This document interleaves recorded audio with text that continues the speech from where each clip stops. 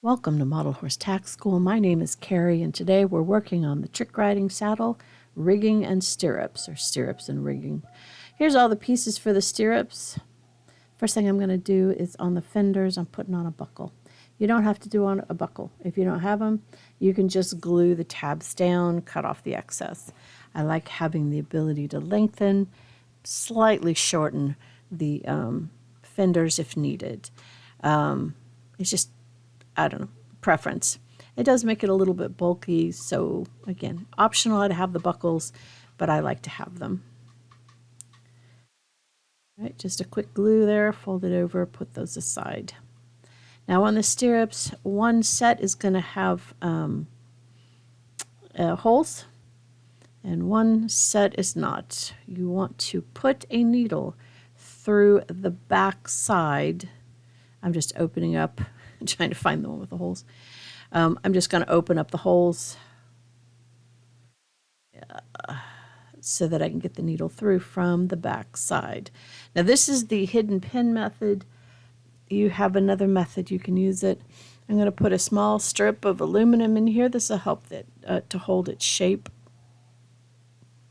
And we're going to go ahead and glue down that aluminum.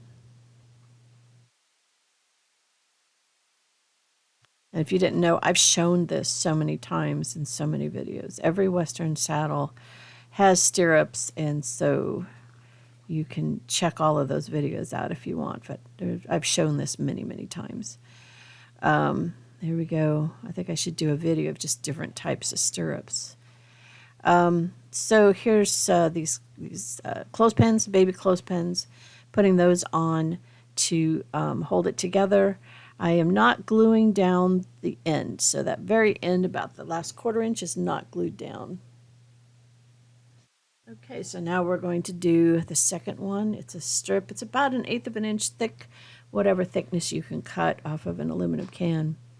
So again, I'm not gluing down that last about 1/4 inch or so, leaving that open. Go ahead and put that down centered. Put a glue on the top of that aluminum so it'll stick to the other piece of leather.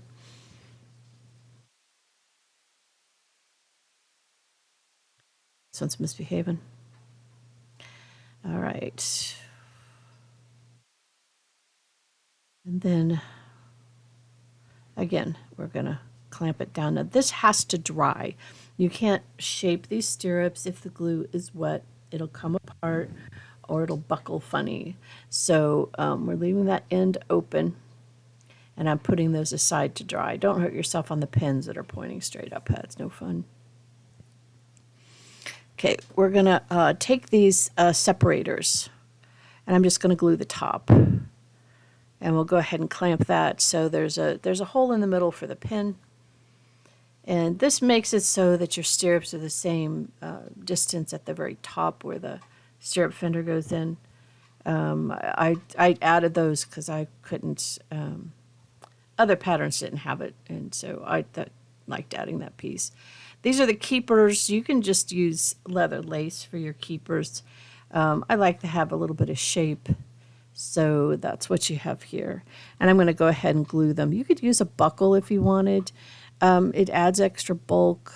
Nobody really sees the back of the stirrup leather, so I like the front to look like that with a little bit of shape in that keeper. There we go. Everything's glued. Now we're going to let that stuff dry. Once it's glued, we can take off those clips. This is what it looks like. And I'm just evening up that one end, probably even up this one here. Didn't quite get it flush. Now I like to use my pliers for shaping and putting the spacers on so I can make sure they're going to be the right width. And sometimes I'll do a little trapezoid or whatever, just snip off the sides there. And put the pliers in the middle, and that helps me kind of get it centered. And then peel back the front, push the pin through, squeeze it up against that spacer. I shape it just a little bit, Now I'm going to take my tiny needle nose because I want a very tight bend to them, and I'm going to bend it 90 degrees and up, down, sideways, however it works for you. I bent it up, and now I'm going to trim off the excess. And then we're going to take what we've clipped off and we're going to push it down so it can be covered with that outer flap of leather. And there you go. That's a stirrup. Just a little bit of shaping. Last step is we have to add the tread. So my treads, I make them big because if your leather's thicker, you're going to need more for it. That's that third dimension I always have to keep an eye on. So I kind of did a bend, finger pressed, and then I'm just gluing the bottom. You could sew it. A lot of times you'll see they're sewed. All right, now I'm going to put the keeper on, then I'm going to put the stirrup on, and then I'm going to tuck the buckle through the keeper. And if you want to, at that point, you could glue instead of use that buckle, and that's ready to put onto the saddle. Do the same for the other side. Now we're going to work on rigging for the tree. So this is a working saddle rigging.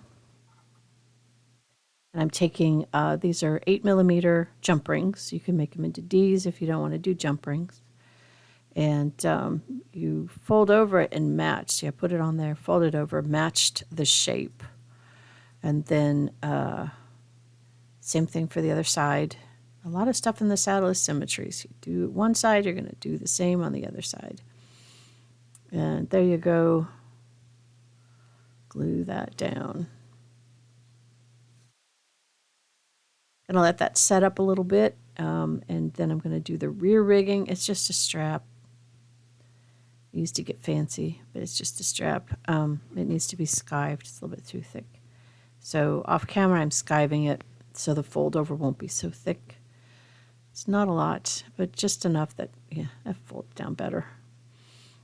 It also folds easier and makes a tighter grip around the jump ring. Again, you can use a D, and I'm just using 8mm.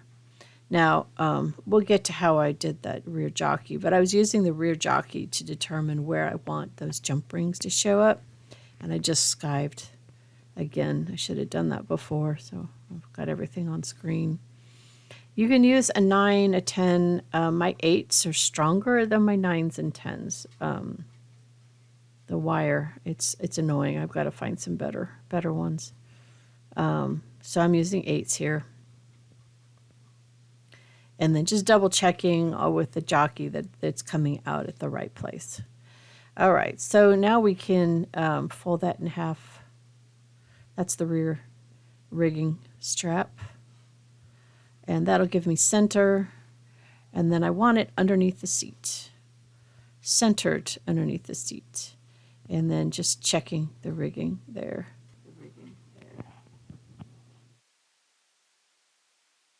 It's a dry fit. Always dry fit. For the front. So what I did is I skived the very front edges, the rounded part, just so it'll lay flatter. And if you're comfortable doing this and you've got symmetry, I cut the centerpiece out, and now I'm just going to glue the front. See how I did that? I'm finding more and more I prefer that. I think the strap in the middle is a little big, depending upon the thickness of your leather. So there we go, gluing that in place. You want symmetry. So that's what that strap in the middle is, to help you get symmetry. Okay, so now we're just doing some final touches. I decided not to do the connector strap, but I do need, now that that glue is dry, to kind of take care of that tip of that aluminum. I want to flatten it, and I also want to kind of fold it down. But there you go. Here's our stirrups. Make sure you put them in the correct way. That would be wrong. So that would go on the other side. There you go. Now at this point, after you put those in, you can glue them down. If you don't want to do a buckle, right there, glue it, trim off the excess. Here I am going to go ahead and buckle them, and I'm going to tuck that extra into the keeper.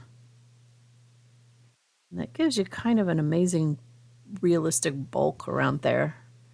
There's always seems to be really bulk around those, where the stirrup is. There you go. So there we are, but we're not done yet. Part of rigging is the straps. So you can use 4 of these with holes in it like everybody does, or you can use 3 or 2 with 2 latigo straps. So I'm going to go ahead and do 1 latigo, and I'll do 3 of the ones with holes. So you put this in upside down after you skive the end. And that way the right side will show when you rig it up. So that's in there. We'll put holes in it later when we put it on the animal. And then these are fold over and glue. I'm sure you've seen that many times before. So we'll do all 3. You could do another latigo on the other side. It's a little bulky. I've done different things trying to make it realistic, and it's always a balance between realism and bulkism. So, yeah, trim that to put that at a point, makes it easier to cinch it up. And there we go. That is your tree ready for skirts. It's a raw tree. Thanks for spending time with me today. Like, subscribe, tell your friends about the channel, and have a really good day.